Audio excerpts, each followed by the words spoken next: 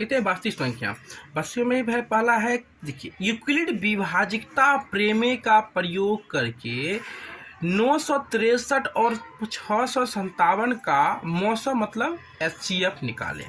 ठीक ना। यहाँ पे यूक्लिड विभाजकता बोला है, यहाँ पर आपको यूक्लिड विभाजन एल्गोरिथम भी बोल सकता है या फिर आपको कलन विधि भी कह सकता है। थोड़ा सा ये न्यू नाम आपको लग रहा होगा, थोड़ा सा प्रचलित नहीं है, कलन विधि है ना। अब तो कलन विधि लिख दे तो आप बिल्कुल भी कंफ्यूज नहीं होइएगा, क्योंकि कलन विधि को यूक्लिड विभाजिकता भी कहते हैं, यूक्लिड विभाजिकता या यूक्लिड विभाजन एल्गोरिथम भी कहते हैं। ठीक ना। ये तीनों एक ही फॉर्मेट है, इसको लिखना है। आप इधर साइड में क्या करेंगे, महत्तम दे देंगे, जैसे आप बचपन में महत्तम दिया करते थे ना, रफ कॉपी में, रफ पेज में देंगे, रफ मतलब साइड में ही देंगे, ना कि रफ पेज में दे देंगे, आप साइड में देंगे टीचर, ताकि समझ जाए कि हाँ आपने यहाँ पर रफ करके बनाया है, इस चीज़ को यहाँ पे करेंगे और यहाँ पे पूरा नंबर मिलेगा आपको। जरूरी नहीं कोई नहीं नंबर काटेगा आपका, ये काम आप यहाँ पे करेंगे। क्या करते हैं कि जो देखिए बड़ी संख्या है ना, बड़ी संख्या में छोटी संख्या से भाग देंगे, क्योंकि क्या बोल रहा है 963 और 657 में, तो बड़ी संख्या 963 है, इसमें क्या किए 657 से भाग दिए, तो 657 से एक बार में भाग दिए, तो भाग देने के बाद कितना माइनस करेंगे तो 206 आ रहा है। यहाँ पे घड़ी कितना आ रहा है 206। अब ये बड़ी संख्या है ना, तो बड़ी संख्या को लाएंगे घर के अंदर, यहाँ पे घर बना देंगे, इसका एक बॉर्डर दे देंगे और घर के अंदर ये बड़ी संख्या को लाते हैं और फिर क्या करते हैं छोटी संख्या से भाग देते हैं। 206 में गुना करेंगे 3 से तो 618 होता है। अब 657 में 618 को घटाएंगे तो 39 हो जाएगा। अब देखिए 39 से बड़ा ये वाला है 206, तो 206 को फिर लाएंगे घर के अंदर और 39 में 5 से गुना करेंगे तो 195 होगा, घटेगा तो 11 से बड़ा कौन है 39 है, 39 को घर के अंदर लाएंगे, 11 से 33 होता है, 33 लाएं 36 बचा। अब 6 और 11 में बड़ा है 11 को घर के अंदर लाएंगे, 6 का 6 दिए, अब 5 यहाँ हट के हो गया। अब 5 और 6 में बड़ा 6 है, तो 6 को फिर घर के अंदर लाएं तो 5 का 5, ये 6 में गया 5 तो 1 हो गया, और 1 में 5 बड़ा है तो 5 को घर के अंदर लाएं और 1 को 5 लाख में भी गुना कर देंगे तो 5 लाख पूरा जाता है। 5 लाख बार में पूरेगा है ना, तो 1 को गुना करेंगे 5 से तो 5 बार में हो जाएगा 5, तो कंप्लीटली यहाँ पर HCF जो हो जाएगा वह कितना लास्ट का जो संख्या से कट जाता है वही संख्या इसका HCF कहलाता है। इसका HCF कितना होगा 1 होगा। अब देखिए इसी को लिखते हैं इस रूप में, और इसी को जब इस फॉर्म में लिखते हैं इसी को बोलते हैं यूक्लिड विभाजकता, है ना। इसी को इस फॉर्मेट में लिखा, ये महत्तम का फॉर्मेट था। अब ये जो फॉर्मेट देख रहे हो, ये जो फॉर्मेट, यही फॉर्मेट में बोला आपको लिखने के लिए, इसी का प्रयोग करने के लिए। तो यहाँ पे एक फार्मूला को रखना पड़ेगा कि भाजक बराबर भाज्य गुने भागफल प्लस का शेषफल। देखिए इसको बोलते हैं भाजक, बीच वाले को बोलते हैं भाजक, जिससे भाग देते हैं उसको बोलते हैं भाज्य। क्या बोलते हैं उसको भाज्य, और जो प्राप्त होता है उसको बोलते हैं भागफल, और जो यहाँ पर नीचे बच गया उसको बोलते हैं शेष। तो भाजक बराबर क्या है, तो भाजक 963 है, 963 है, तो भाज्य कितना है, भाज्य 657 है। भागफल कितना है, गुने का भागफल, तो गुने का भागफल कितना 1 है। अब प्लस का शेषफल कितना है 206 है। अब देखिए ये तो वन लाइनिंग हो गया, एक लाइनिंग का यहाँ तक का काम हो गया। अब जो है नीचे वाला का काम करेंगे तो वही चीज। अब यहाँ पर भाजक 657, जो 657 यहाँ लिखे है ना, 657 यहाँ लिख दीजिए, ये भाजक कहलाएगा, बराबर में ये कहलाएगा भाज्य। तो भाज्य गुने भागफल प्लस का शेषफल। अब यहाँ पर जो आपका भाज्य था वो भाजक बन जाएगा यहाँ आकर 206, फिर कहाँ देखिए ये यहाँ आ गया, ये यहाँ आ गया, है ना। और फिर 206 को जब लिखते हैं 39 गुने का 5 अब प्लस का 11, यानी कि भाज्य गुने भागफल प्लस का शेषफल। अब 39 यहाँ आ गया, तो 39 को जब लिखेंगे 11 गुना का 3 मतलब 11 के 33, अब प्लस का 6 39 पुर गया ना। अब ये 11 यहाँ आ गया, तो 11 को आप कैसे लिख सकते हैं, 6 1 का 6 और 6 + 5 11 पुर गया है ना। तो भाजक भाज्य गुने भागफल प्लस का शेषफल।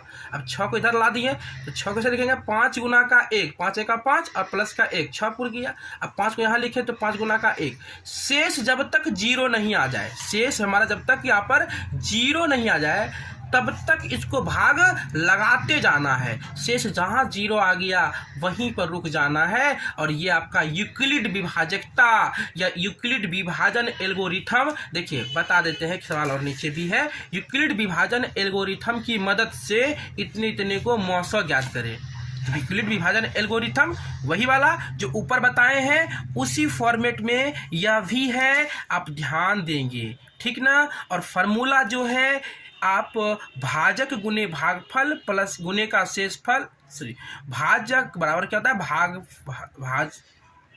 भाजक बराबर भाज्य गुना भागफल प्लस का शेषफल होता है, वो भूलिएगा नहीं, ठीक है ना। आप अगर गौर से इसको देख लीजिए कि बड़ी संख्या में छोटी संख्या से भाग दिए, फिर भाग देने के बाद जो शेषफल आता है, शेषफल में क्या करते हैं, बड़ी संख्या को लाते हैं। देखिए इस दोनों को कंपेरिजन करना है कि बड़ा कौन है, बड़ा ये है ना।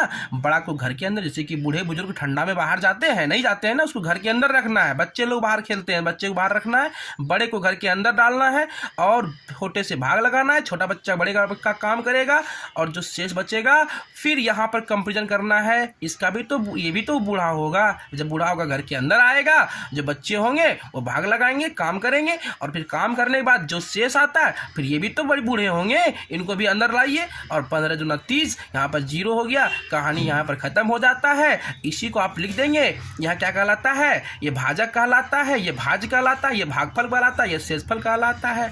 भाज्य को हम यहाँ से A से डिनोट करते हैं और इसको हम B से डिनोट करते हैं, इसको Q से डिनोट करते हैं, इसको R से डिनोट करते हैं। आप एक फॉर्मूला और लिख सकते हैं इसी को, A बराबर क्या होगा, A बराबर B गुने का Q, B गुने का Q प्लस का R हो गया।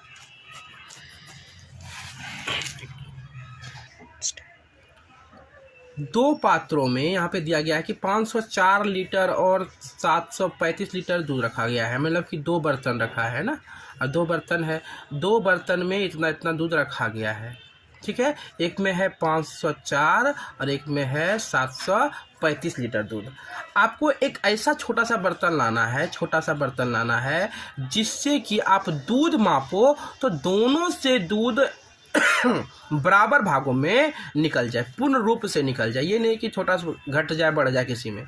तो क्या करेंगे, फिर वही वाला बड़ी संख्या में छोटी संख्या से भाग देंगे। यानी कि यहाँ पर सिंपल सा जब ऐसा बोले और बोले एक बात, तो महत्तम धारिता क्या है, तो महत्तम मतलब मौसो ज्ञात करना है। अब सिंपल सा जानते ही हैं महत्तम कैसे निकालते हैं, बड़ी छोटी संख्या भाग देना है। प्रोसेस आप देख लीजिए एक बार, वही प्रोसेस रहेगा, अच्छे से आप एक बार देख लीजिए, ध्यान से वीडियो को पूछ करके आप देख लीजिएगा, क्योंकि समय आपके पास बिल्कुल कम है, इसलिए मैं आपका ज़्यादा समय लेना नहीं चाहता हूँ, इसलिए ऑलरेडी पहले से बना के रखा हूँ ताकि कम समय में आपको ज़्यादा से ज़्यादा थोड़ा सा सिखा सकूँ, ठीक है ना। फिर देखिए, 2 संख्याओं का मौसो यानी कि एचसीएफ कितना है, 23 है, तथा इनका लॉसो जो है इतना है। यदि एक संख्या 161 हो तो दूसरी संख्या ज्ञात करें। देखिए, इसमें एक फार्मूला आपको याद रखना पड़ेगा, पहली संख्या गुने का दूसरी संख्या, पहली संख्या गुने का दूसरी संख्या बराबर में होता है लॉसो गुना मौसो, मतलब एलसीएम गुने का एचसीएफ। अगर आपको निकालना हो पहली संख्या तो पहली वाली को पकड़ो और दूसरी वाली को भेज दो उधर, तो बराबर का जैसे उस तरफ जाएगा, क्योंकि गुना में है ना, अब गुना वाला चीज़ जैसे बराबर की उस तरफ जाता है तो भाग में बदल जाता है। अब सोचो कि दूसरी वाली को रखना है और पहली वाली को भेजना है, मतलब दूसरी संख्या निकालना है और पहली संख्या आपको दिया हुआ रहेगा तो दूसरी संख्या निकालना होगा। तो दूसरी वाली को पकड़ो अब पहली वाली को भेज दो उधर, मतलब कि एलसीएम गुने एचसीएफ। अब बटे में क्या हो जाएगा, पहली संख्या, ठीक ना। तो पहली संख्या अगर निकालना हो तो एलसीएम गुने एचसीएफ गुने में दूसरी संख्या, और दूसरी निकालना हो तो एलसीएम गुने एचसीएफ बटे का पहली संख्या। ये ध्यान रखिएगा, ये 3 फार्मूला है, ठीक ना। अब इसी फार्मूला से आगे भी बनता है, बताएंगे अभी, समय काम आएगा। दूसरी संख्या जब निकालना है, यहाँ पे क्या बोला, दूसरी संख्या ज्ञात करो, है ना। फार्मूला मेरे पास तो ऑलरेडी है, एलसीएम गुने का एचसीएफ, एलसीएम 1449 दिया है, एचसीएफ 23 दिया हुआ है, आराम से x बटे पहली संख्या है ना, पहली संख्या कितना दिया है 161 दिया, 161। अब भागा दे देंगे, आराम से कट जाएगा, कितना 207 आएगा, भाग देकर देख लीजिएगा, ठीक है। देखिए अगली संख्या, दो संख्या का 918, उनका गुणनफल दिया है, इस बार गुणनफल कितना है 12960 है, ठीक है ना, 12960 उनका गुणनफल है। तो उनका लॉसो ज्ञात करना है, इस बार लॉसो ज्ञात करना है। यही फार्मूला जो ऊपर बताए थे उसी फार्मूला से ये भी बनेगा कि पहली संख्या गुने दूसरी संख्या, एलसीएम गुने का एचसीएफ।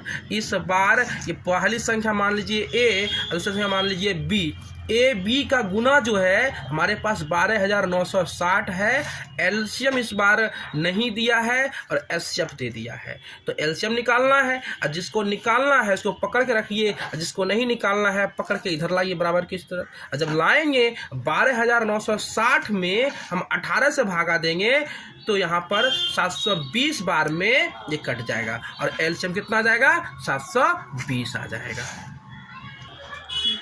अब देखिए अभाज्य गुणनखंड विधि से 18, 90 और 28 को 900 और 900 निकालें। अभाज्य गुणनखंड बोला, क्या बोला यहाँ पे ध्यान दीजिएगा, अभाज्य गुणनखंड, अभाज्य गुणनखंड बोला है, ध्यान से सुनिए, अभाज्य गुणनखंड विधि। तो अभाज्य गुणनखंड ऐसे ही निकालते हैं, ये निकालते हैं 18 लिखे, देखिए तीन संख्या दिया ना 18, 90, 28, तीनों को अलग अलग करेंगे, अलग अलग करने के बाद तीनों को इस फॉर्मेट में लिखेंगे। देखिए अब जब इस प्रकार से लिखते हैं ना, तोड़ते हैं ना, तो मतलब 18 को मानिए कि 4 लिख लिए, तो 4 को 2 गुना का 2 लिख सकते हैं ना, ये अभाज्य गुणनखंड हो गया है ना। इसी प्रकार से 18 को हम क्या लिखेंगे, जब 2 से भागा देंगे तो 9, फिर 3, यानी देखिए 18, तो 2 तिया 6, 6 तिया 18, पुरिया ना 18, गुना करने बाद 18 ही पूरेगा, मतलब अभाज्य गुणनखंड यही हुए, ठीक ना। उसी प्रकार से 90 का कर लेंगे, फिर 28 का भी कर लेंगे, और जब करने के बाद इस प्रकार से फॉर्मेट में लिख लेंगे। एचसीएफ मतलब द कॉमन फैक्टर जो है वह तीनों में हो। आप देख रहे हैं ना, आप देख रहे हैं ना कि यहाँ पर 2 18 में भी है, 90 में भी 2 है, और 28 में भी 2 है, तो 2 हमारा यहाँ पे कॉमन फैक्टर, बाकी कोई आपस में नहीं मिल रहा है, तो हमारा एचसीएफ कितना हो जाएगा 2 हो जाएगा। बहुत ही इजी है, क्लास 4, 5 का सवाल है, लेकिन थोड़ा सा इसमें कंसेप्चुअल है, समझने का चीज़ है। तो आप समझ गए होंगे कि 18 का एक बार अलग से करना है, 90 का अलग से करना है, 28 का अलग से करना है, और तीनों को इस फॉर्मेट में लिख देना है, और जो तीनों में कॉमन मिलेगा वही हमारा एचसीएफ हो जाएगा।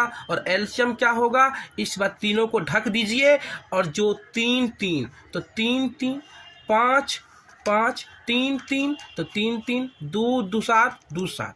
अब यहाँ से एचसीएफ कितना है 2 है ना, एक बार 2 ले लीजिए, बस ये 3 2 नहीं लेना है, एचसीएफ कितना है 2 है, सिर्फ 2 लेना है, ठीक ना। यही 2 एचसीएफ जो रहेगा वही लेना है। तो ये हमारा जब मल्टीपल पूरा कीजिएगा, पूरा को गुना कीजिएगा, तो 11340 जो है वो हमारा एलसीएम आ जाएगा। अगला देखिए, कहता है बिना भाग दिए, ये ऑब्जेक्टिव में भी आता है, सब्जेक्टिव में भी आता है। बिना भाग दिए बताइए कि दशमलव प्रसार शांत है कि अशांत। शांत का मतलब होता है जिसमें पूरा पूरा भाग लग जाए उसे कहते हैं शांत, जिसमें पूरा पूरा भाग नहीं लगता हो उसे कहते हैं अशांत।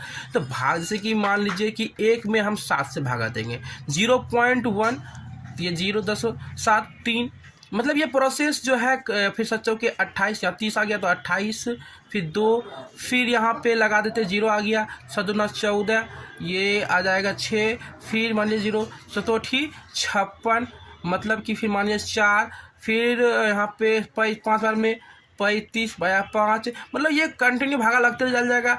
आपको चेक करना है कि नीचे 0 आता है या नहीं आता है, प्रोसेस पूरा कटता है कि नहीं कटता है, आपको ध्यान देना है।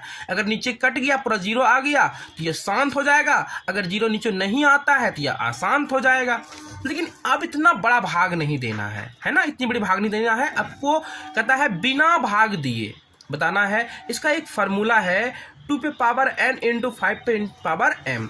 ये 2 और 5 क्यों है, क्योंकि 2 × 5 = 10 होता है ना, इसलिए 10 तो हर किसी में भाग लग जाता है, कोई संख्या हो कट ही जाता है। इसलिए यह शांत हो जाएगा। इस फॉर्मेट में आ जाएगा तो वो क्या होगा, शांत होगा।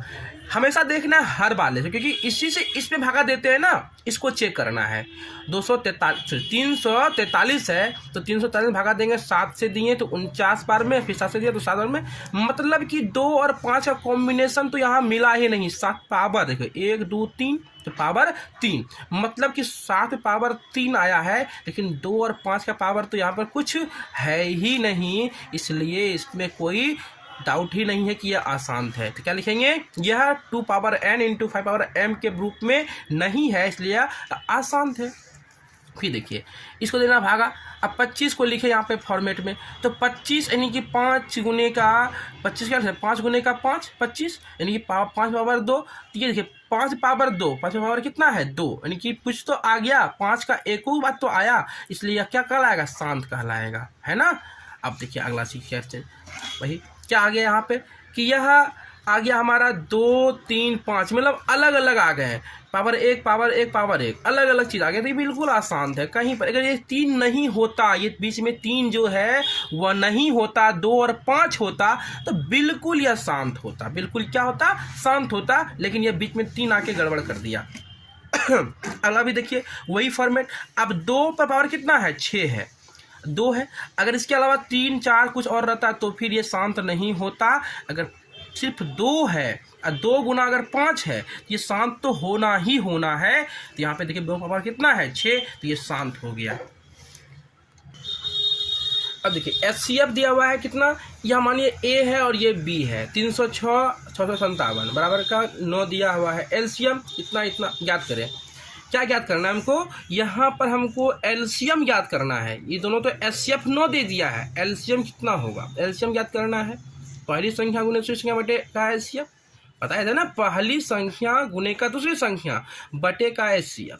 एलसीएम निकालना है तो एलसीएम, तो पहली संख्या कितना है 306 और दूसरी संख्या कितना है 657 और HCF कितना है 9 है। कटाएंगे तो आराम से आ जाएगा, तो कटा करने में जितना आ जाता है ये हमारा क्या है, हमारा एलसीएम है। आप ध्यान से देख लीजिए, जब कटाएंगे तो आराम से इतना आएंगे, 306 गुना 73 गुना कीजिएगा, इतना आंसर आ जाएगा। एग्जाम में कभी कभी देता है आपको लिखने के लिए कि संख्याओं को अभाज्य गुणनखंड के रूप में सिर्फ व्यक्त करना है। तो अभाज्य गुणनखंड के रूप में व्यक्त करने बोलेगा तो आप क्या करेंगे, 140 को इस फॉर्मेट में लिखते चले जाएंगे, तोड़ते चले जाएंगे, और फिर 140 बराबर का 2 गुना का 2 गुना का 5 गुना का 7, इस प्रकार से इसको भी तोड़ देंगे। यही अभाज्य गुणनखंड के रूप में हो गया, सिंपल सा है, ठीक है ना।